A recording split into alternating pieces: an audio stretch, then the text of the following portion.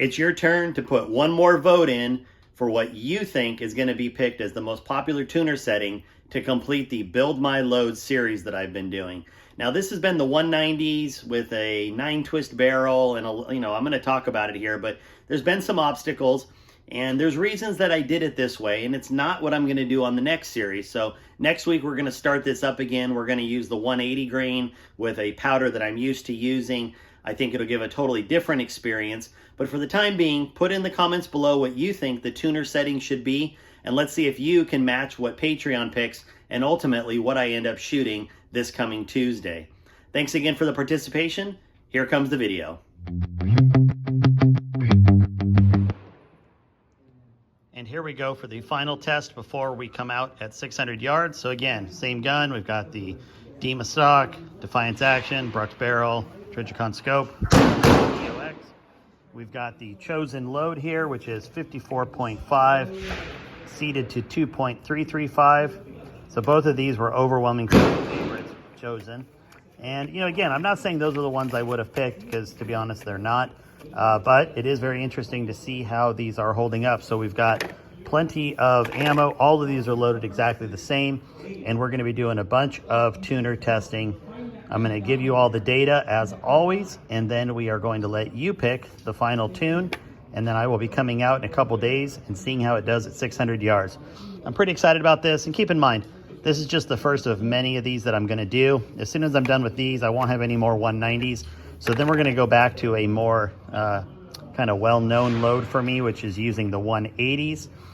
As you know, and as I've said, this is not an optimal bullet for the barrel I'm shooting. This is something that really helps show that not every combination can work in every gun, but we are making the best of it, and I think it does show that if you are short on components and don't know exactly what you need or have, that there are still ways to make it work, at least somewhat. So let's get shooting, let's see what the results like, and then you get to pick. And here we go. This is the final third component of this video series. As far as choices that you get to make, this is the tuner test. So this was 0. This is the setting that everything was done on. And so the powder test, the seating depth test, that was all done here. And then I came in 5 numbers on my Cortina tuner as we went along. And then here you'll see 1 rev. So that means 1 revolution. So 0 to 0. Now you can count that as number 50, and this would be 55, 60, 65, 70, or for the sake of trying to make this easy, I just did 1 revolution, so you knew that that was a full turn, and then 5, 10, 15, and 20 again. So use this to decide what I am going to use at 600 yards in a couple days, and then you get to see how this all shakes out. This has been a lot of fun, and especially since this is using a lot of components that aren't necessarily meant for each other. I'm not necessarily using a powder that is ideal for the heavier bullet. I'm not ideally using a 8 to an 8.5 twist barrel that the 190 really should be using. I'm using a 9 twist. So there's a lot of things working against this and have been working against it since day one. But I think it's important for people, like I said before in this video, it's important for people to see what can be done when components are scarce and you just say, well, this is all I can get a hold of.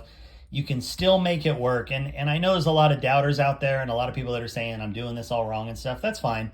But just know that after we pick this tuner test, whatever it is that you think as a group I should go with, I'm going to shoot it at 600 yards. We're going to see what the overall score is.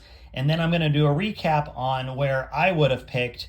I've been able to do, I had a few extra rounds. I was able to do just a little bit of testing at the setting that I personally would have probably picked.